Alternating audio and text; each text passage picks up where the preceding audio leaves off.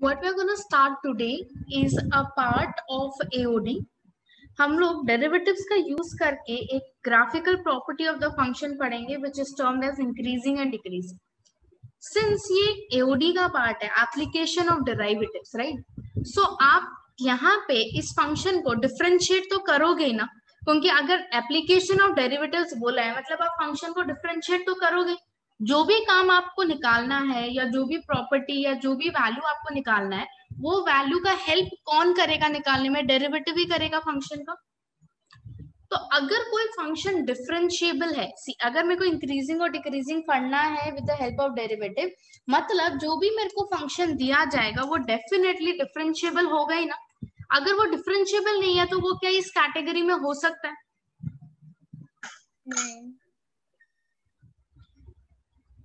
नहीं.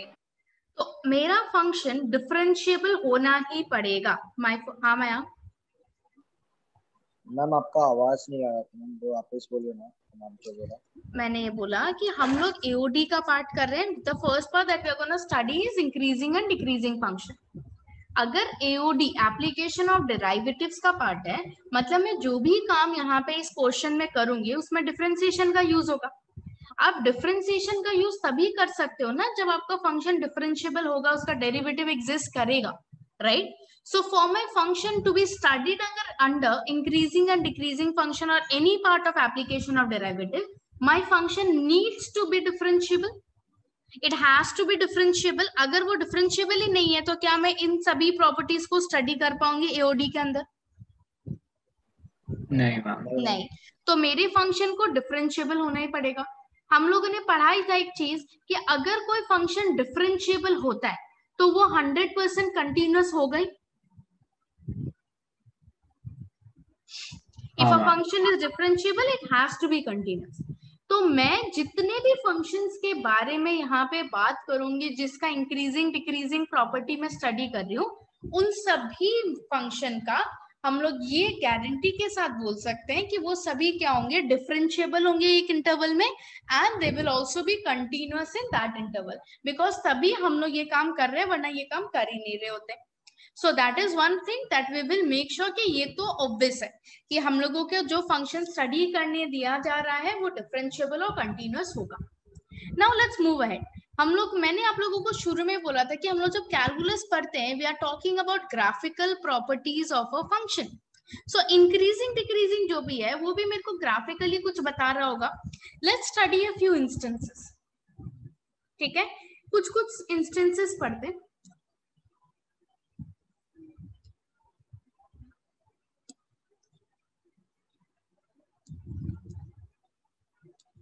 यहाँ पे फर्स्ट इंस्टेंस में ये मेरा x का axis, this is my y axis, ठीक है?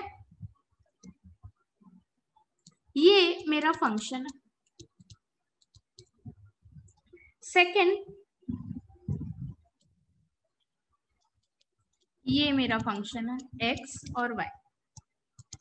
एक चीज मुझे बताओ, जब मैं ओरिजिन से यहाँ पे इस डायरेक्शन में जाती हूँ, I am moving along x axis, जैसे जैसे मैं ओरिजिन से दूर जाती हूँ x का वैल्यू बढ़ रहा है या कम हो रहा है? बढ़ रहा है.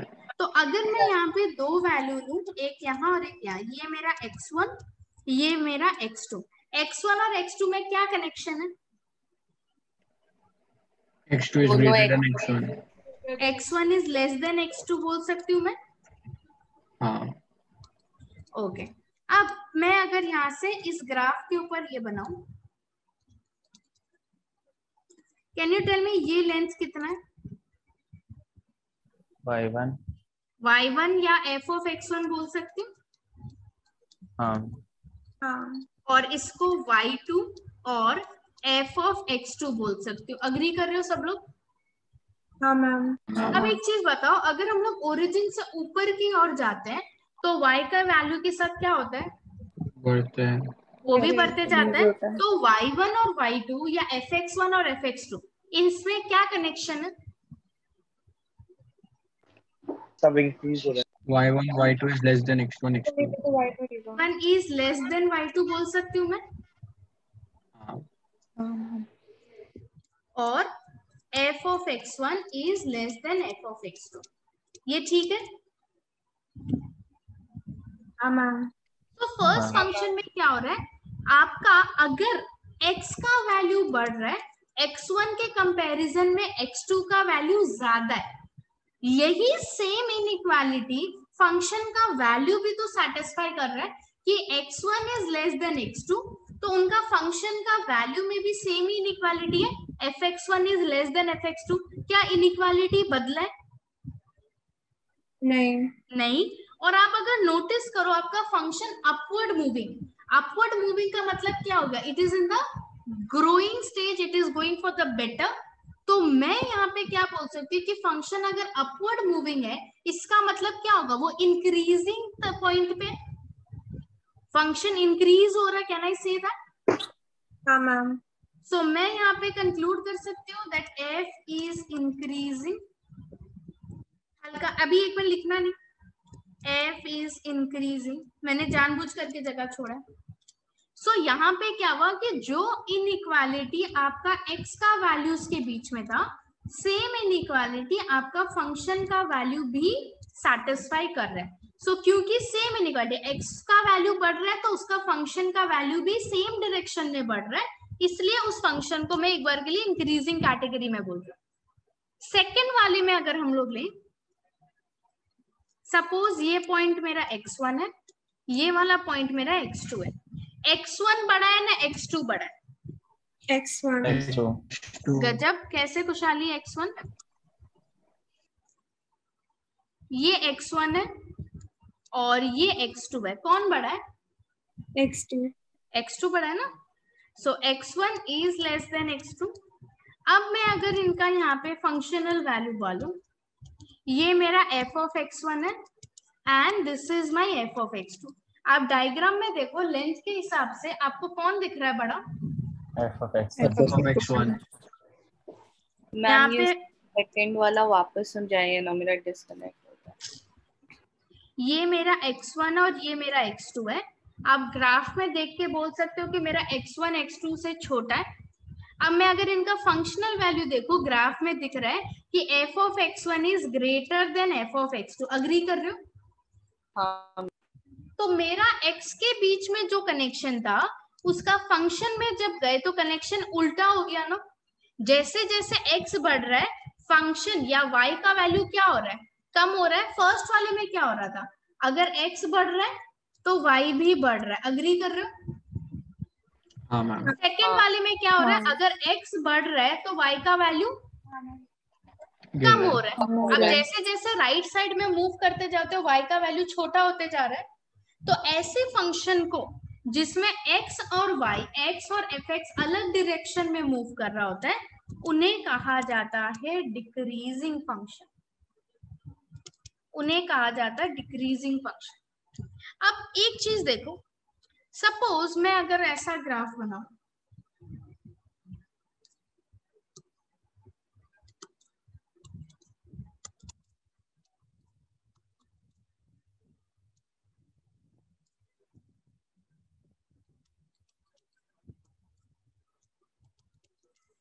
मैंने ये ग्राफ बनाया, फंक्शन बढ़ा, फिर कांस्टेंट हो गया, फिर वापस बढ़ा। ठीक है, यहाँ पे फंक्शन उतरा, फिर कांस्टेंट हो गया, फिर वापस से उतरा।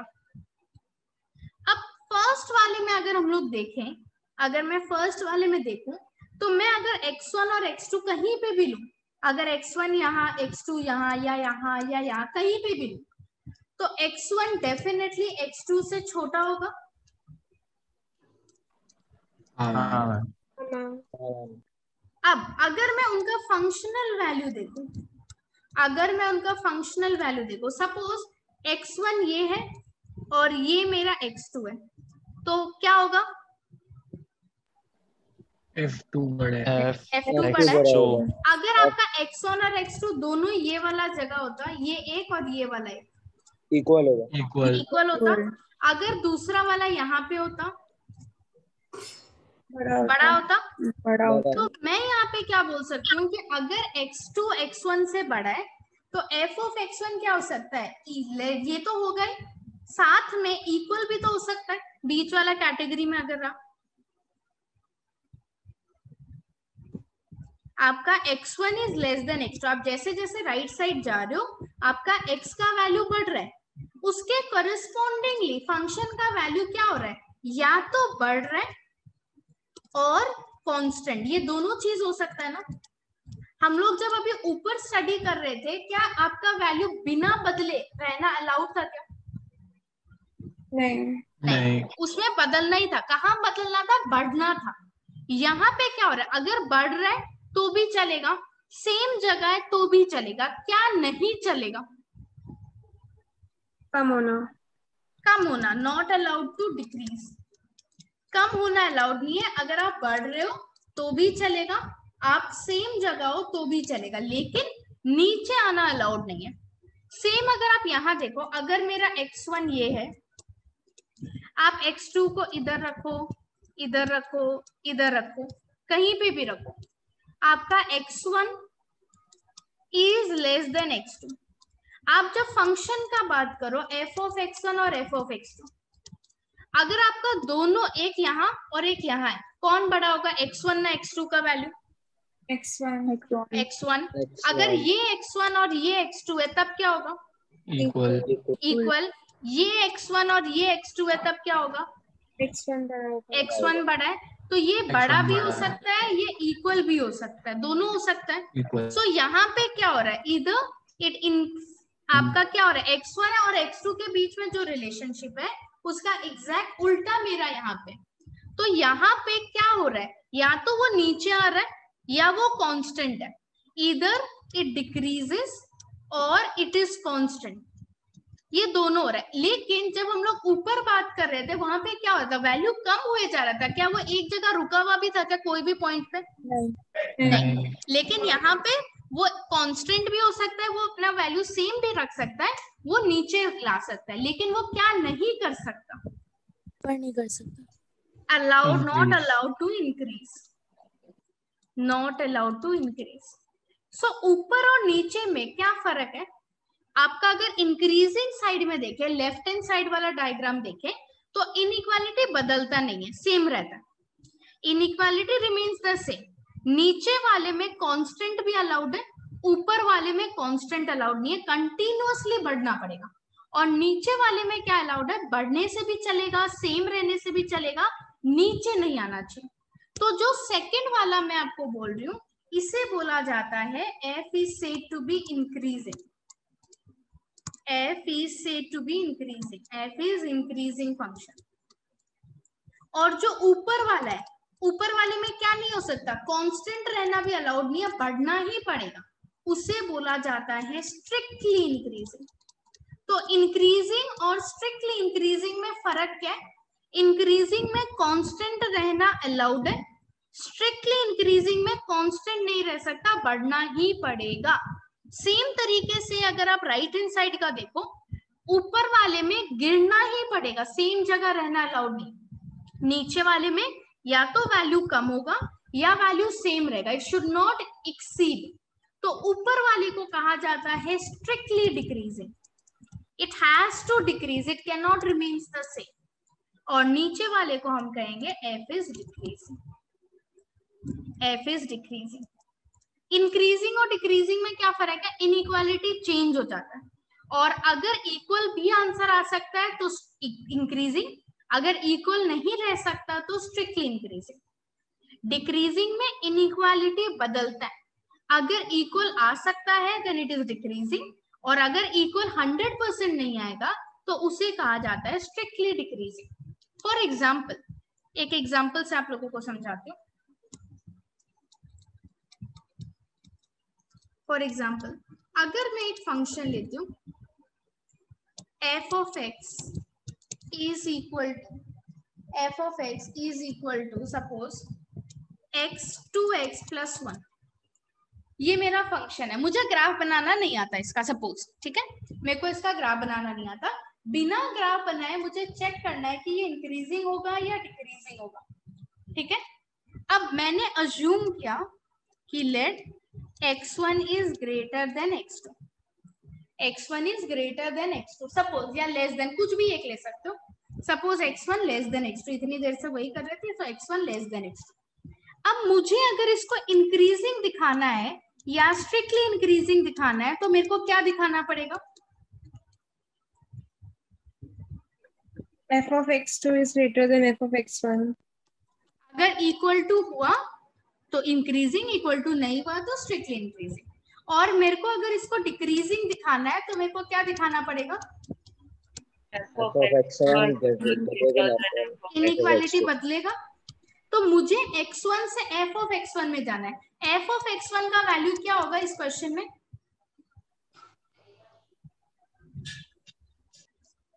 अगर f of x ये है तो f of x1 क्या होगा? 2x plus 2x1 plus 1। f of x2 क्या होगा? 2x2 plus 1। अब एक चीज देखो, अगर x1 x2 से छोटा है, मैं अगर दोनों साइड 2 मल्टीप्लाई कर दूं तो क्या इनइक्वालिटी बदलेगा? नहीं, सेम रहेगा। अगर मैं दोनों साइड +1 कर दूं तो इनइक्वालिटी में कोई बदलाव आएगा? नहीं। सेम। तो मैं यहाँ पे बोल सकती हूँ f of x1 is less than f of x2। हाँ। तो अब हम लोग क्या डिक्लेयर कर सकते हैं इसको? Strictly increasing. स्ट्रिक्टली इंक्रीजिंग है, बिकॉज इक्वल भी नहीं हो सकता ये तो। Is strictly increasing. सपोजिंगली अगर मैंने फंक्शन लिया होता आपका, ये एग्जांपल 1 सपोज, अगर मैंने फंक्शन लिया होता सपोज 1 - 3x, मुझे देखना है ये इंक्रीजिंग होगा या डिक्रीजिंग। आप मेरे को बताओ f of x1 क्या होगा? 1 - 3x1। Same f of x2 1 - 3x2। मैं क्या चीज से स्टार्ट करूं? 1 - 3x। let x1 less than या ग्रेटर देन कुछ भी चलेगा।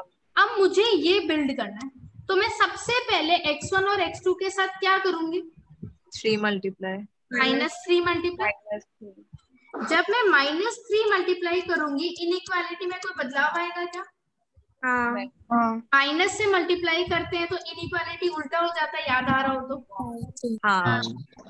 अब मुझे क्या करना है? दोनों साइड +1 करना है, तो इधर भी +1 किया और इधर भी +1 किया, उससे तो कोई बदलाव नहीं आता। तो ये हो गया f of x1 greater than f of x2। तो मैं शुरू यहाँ से की थी और एंड यहाँ पे किया जहाँ इनइक्वालिटी बदल गई। तो मैं इसको क्या डिक्लेयर कर सकती हूँ? Strictly decreasing. f is strictly decreasing। अगर क्या ये x1 x2 का कोई वैल्यू नहीं होगा? नहीं, हम लोगों को वैल्यू लेंगे तब तो वेरीफाई हो गया ना। प्रूफ करते वक्त तो हम लोग कोई पर्टिकुलर पॉइंट नहीं ले सकते, हमें तो पूरा एज अ होल दिखाना होता है ना। हाँ, ठीक है ना? हाँ मैम। ओके। अब हम लोगों का देखो, मैंने आप लोगों को बोला ये एओडी का पार्ट है, मैंने अभी तक कोई भी डिफरेंशिएशन का यूज किया है? नहीं। तो कायदे से तो बनता है। तो मैंने जो आप लोगों को अभी समझाया वो एक इंटरप्रिटेशन है, आप लोगों को ग्राफ से समझाया। अब मैं इसी ग्राफ में आप लोगों को एक और चीज दिखाती हूँ जहां डेरिवेटिव का हम यूज करेंगे। ठीक है, हम लोग जहां डेरिवेटिव का यूज करेंगे, यूजिंग डेरिवेटिव, वो वाला था बिना डेरिवेटिव का, हम लोग उसको रेयरली मतलब ना ही, एकदम ही नहीं यूज करेंगे। अब अगर मुझे डेरिवेटिव यूज करना है तो मैं क्या करूंगी? मैं दो ही एग्जांपल की हेल्प से समझा रही हूँ, पर ग्राफ के हेल्प से। ओके, सपोज ये मेरा फंक्शन है, ये कौन सा इंक्रीजिंग या डिक्रीजिंग? फर्स्ट वाला इंक्रीजिंग। स्ट्रिक्टली इंक्रीजिंग है, ये स्ट्रिक्टली इंक्रीजिंग है और ये मेरा स्ट्रिक्टली डिक्रीजिंग हो गया। ओके, अब हम लोग जब डिफरेंशिएट करते हैं, जो हमें dy by dx मिलता है वो एक्चुअली हमें क्या देता है? स्लोप ऑफ टेंजेंट देता है। हाँ। हाँ ओके अब मैं अगर यहाँ पे कोई भी एक टेंजेंट बना दूं सपोज, ठीक है, मैंने यहाँ पे एक टेंजेंट बनाया, ये टेंजेंट आप कोई सा भी बना लो, देखो ये टेंजेंट एक्स एक्सिस के साथ जो एंगल करेगा वो एक्यूट एंगल है, ऑब्ट्यूस एंगल है, कौन सा एंगल है? Acute angle. एक्यूट एंगल मतलब 0 से 90 हो गया, और 0 से 90 वाला ट्रिगो तो आप लोग ने क्लास 10 में पढ़ लिया था, स्लोप का वैल्यू tan थीटा होता है, ठीक है, इतना चाहिए नहीं, खाली आइडिया पूछ रहे हो, स्लोप का वैल्यू tan थीटा होता है। आप लोगों ने क्लास 10 में tan थीटा निकालना सीखा था, कभी भी आंसर नेगेटिव आता था? नहीं। तो यहाँ पे जब मैं स्लोप निकालूंगी tan थीटा, वो क्या आएगा, पॉजिटिव या नेगेटिव? पॉजिटिव आएगा। ये तो हो गया थीटा के हेल्प से। हम लोग यहाँ पे डिफरेंशिएशन का अगर हेल्प लेते हैं तो हम लोग स्लोप कैसे निकालते हैं? dy by dx, या हम लोग इसको f डैश x बोल सकते हैं। तो अगर f डैश x आपका ये अगर स्ट्रिक्टली इंक्रीजिंग है तो f डैश x यानी जो स्लोप है वो क्या होगा, पॉजिटिव यानी ग्रेटर देन 0 होगा। अग्री कर रहे हो इस चीज से? यही टेंजेंट अगर मैं यहां बनाऊं, आपका ये टेंजेंट अगर मैं स्ट्रिक्टली डिक्रीजिंग में बनाऊं, ये एंगल बन रहा है, ये एंगल कौन सा है, एक्यूट या ऑब्ट्यूस? ऑब्ट्यूस एंगल है, जो आप लोग को 11 में हल्का सा पढ़ाया गया था स्ट्रेट लाइन चैप्टर में।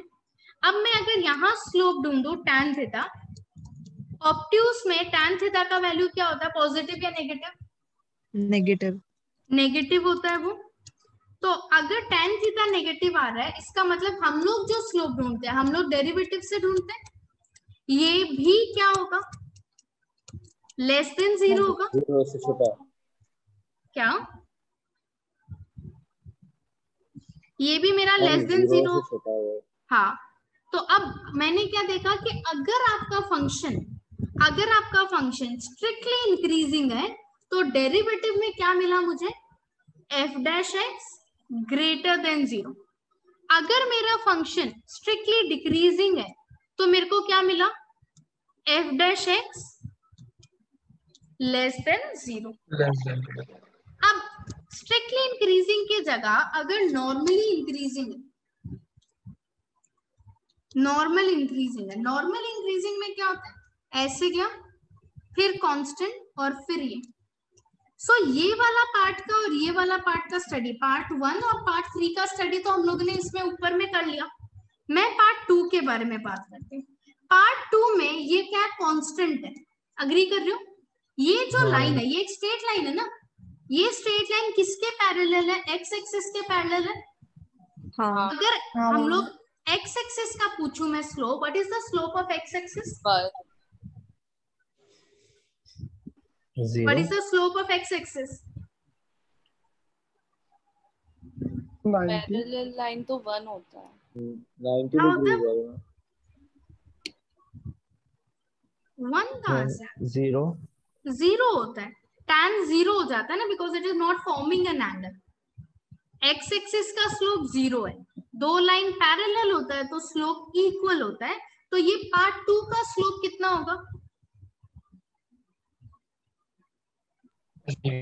0 देखो फॉर पार्ट 1 एंड 3, पार्ट 1 और पार्ट 3 तो आपका स्ट्रिक्टली इंक्रीजिंग का जैसा ही है ना।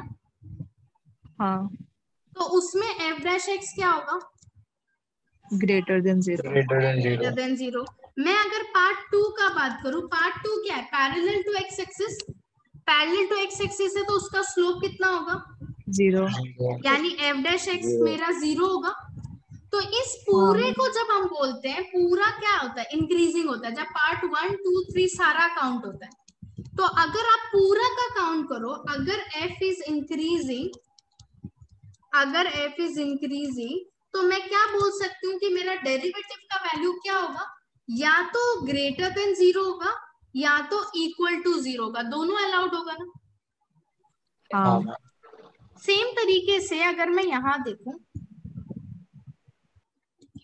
उतरा कांस्टेंट फिर उतरा, पार्ट 1 पार्ट 2 और पार्ट 3। पार्ट 1 और पार्ट 3 अगर आप नोटिस करो ऊपर वाला स्ट्रिक्टली डिक्रीजिंग जैसा ही है ना। हाँ तो पार्ट 1 और पार्ट 3 का अगर बात करें हम लोग, फॉर पार्ट 1 एंड पार्ट 3 हम लोगों को क्या मिलेगा? एफ डैश एक्स का value less than 0। F dash x is less than 0। और वही मैं अगर पार्ट 2 का बात करूं, अगेन पार्ट 2 क्या एक लाइन है which is parallel to x axis. अगर ये एक्स एक्सिस के पैरेलल है तो मेरा स्लोप कितना होगा? 0 होगा। तो पार्ट 2 के लिए मेरे को एफ डैश एक्स का वैल्यू कितना मिल रहा है? 0। मतलब अगर एफ मेरा डिक्रीजिंग है तो मेरा डेरिवेटिव का वैल्यू क्या क्या हो सकता है? Less than equal to 0। Less than और इक्वल टू 0 हो सकता है। तो हम लोगों ने क्या पढ़ा कि अगर स्ट्रिक्टली इंक्रीजिंग है, अगर स्ट्रिक्टली इंक्रीजिंग है तो क्या होगा? डेरिवेटिव ग्रेटर देन 0 होगा। और वही अगर आपका फंक्शन इंक्रीजिंग है तब मेरा डेरिवेटिव क्या होगा? ग्रेटर देन इक्वल टू 0 होगा। इक्वल टू का फर्क आ जाता है। अगर मेरा फंक्शन डिक्रीजिंग है, स्ट्रिक्टली डिक्रीजिंग है, तो मेरा डेरिवेटिव क्या होगा? Less than 0। और वही अगर मेरा फंक्शन क्या हो गया? वही अगर मेरा फंक्शन डिक्रीजिंग है, खाली नॉर्मली डिक्रीजिंग है, अगर मेरा फंक्शन नॉर्मली डिक्रीजिंग है तो मेरा डेरिवेटिव का वैल्यू क्या होगा? लेस देन इक्वल टू 0 हो सकता है। तो मैं यहाँ पे ये कंक्लूड कर सकती हूँ क्या कि डेरिवेटिव टेस्ट का अगर हम लोग बोले बात, डेरिवेटिव टेस्ट अगर कंक्लूड करूं मैं, जो हम लोग सम्स में यूज करेंगे, ऊपर का तो एक्सप्लेनेशन हो गया, तो क्या क्या हो सकता है? F dash x greater than 0, f dash x greater than equal to 0, f dash x less than 0, f dash x less than equal to 0। जो फर्स्ट वाला है f dash x greater than 0, इसका मतलब मेरा फंक्शन क्या है? Strictly increasing. F is strictly increasing.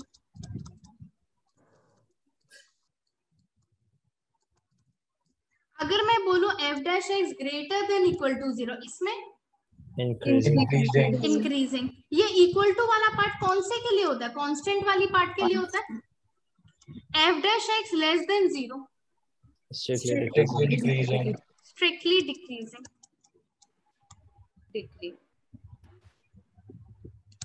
और वही मैं अगर बोलूं f dash x less than equal to 0, decreasing.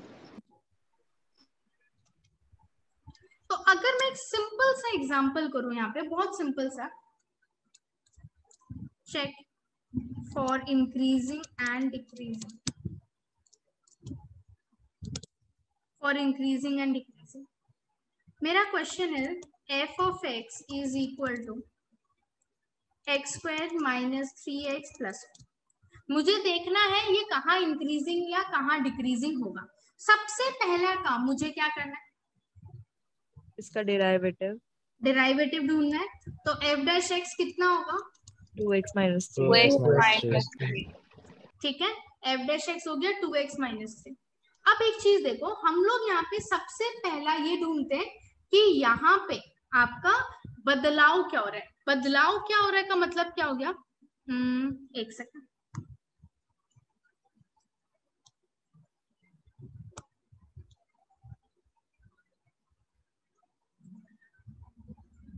Suppose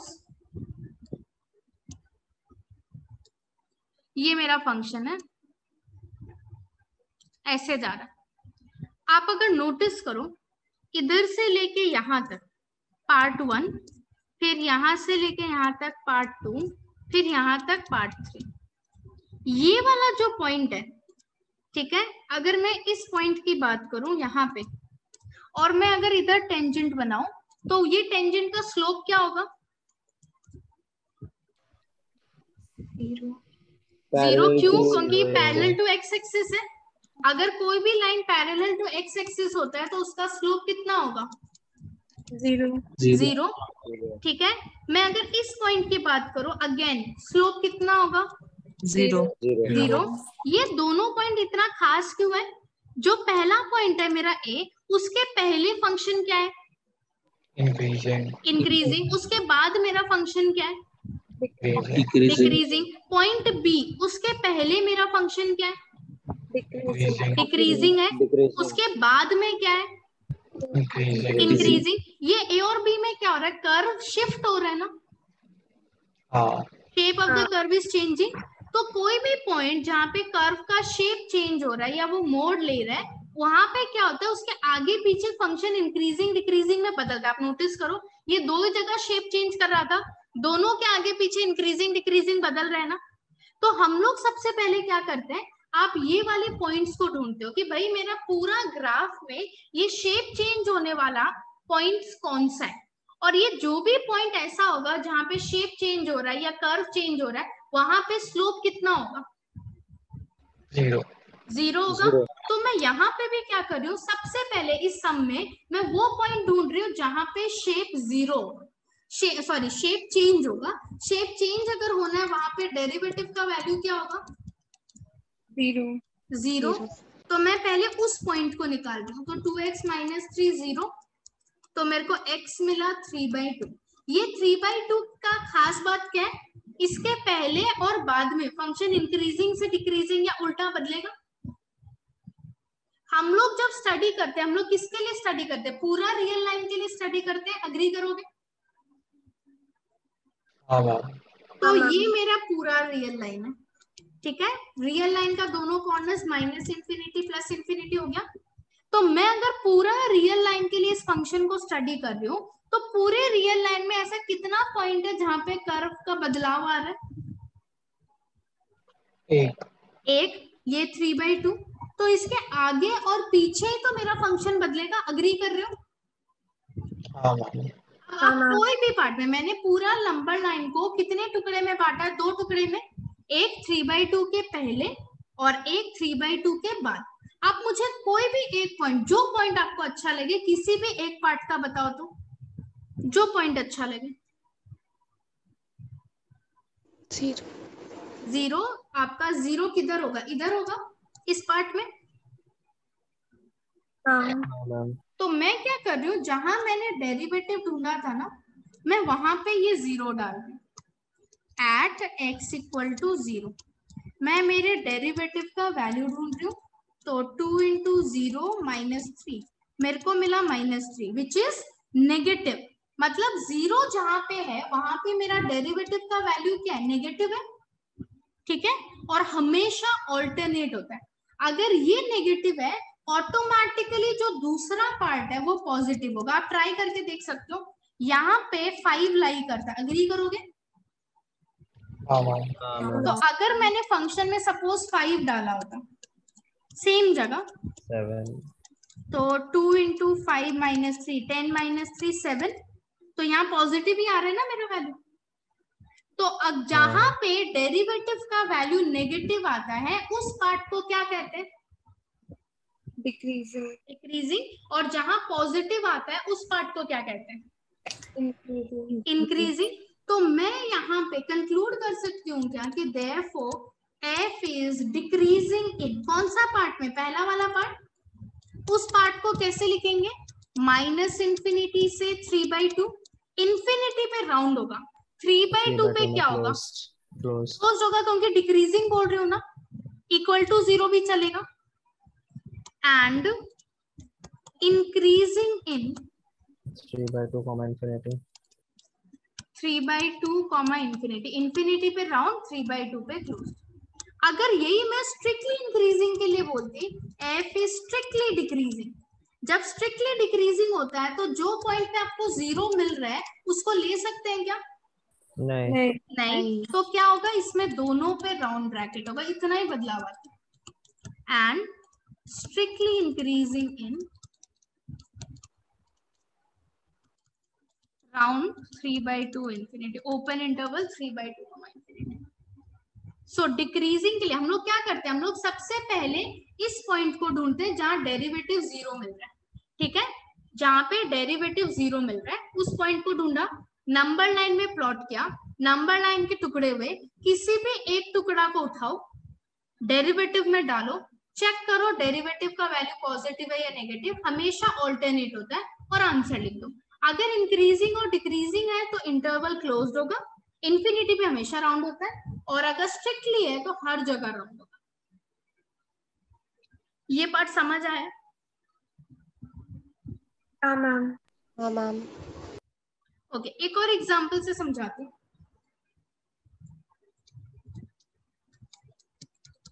suppose मेरा डेरिवेटिव का सॉरी फंक्शन का वैल्यू है, सपोज मेरा फंक्शन है 3x² plus 2x minus 5।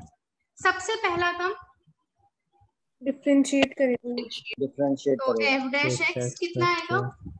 6x plus 2. अब क्या करेंगे? Let f dash x equals to 0। ये कौन से पॉइंट होते हैं जहां शेप चेंज हो रहा था? तो हमें मिला 6x प्लस 2 इक्वल टू 0, तो x हो गया -1/3। अब क्या करें?